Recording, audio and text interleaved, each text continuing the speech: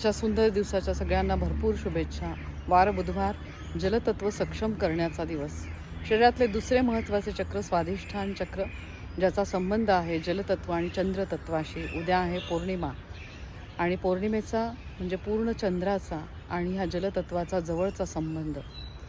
तर चंद्रतत्व ज्याद्वारे आपल्या मनाला शांतता मिळते आणि तुमच्या ह्या चक्राला जागृती होण्यासाठी मदत होते.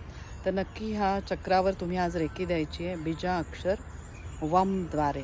आणि त्याचबरोबर चंद्रतत्व अधिकाधिक सक्षम करण्यासाठी तुम्ही मंत्र म्हणायचा आहे, ओम सोम सोमाय नमः. श्री शिवशक्तीचा आशीर्वाद सगळ्यांना मिळू दे आणि सगळ्यांचं कल्याण होऊ दे, ही माझी मनापासून इच्छा.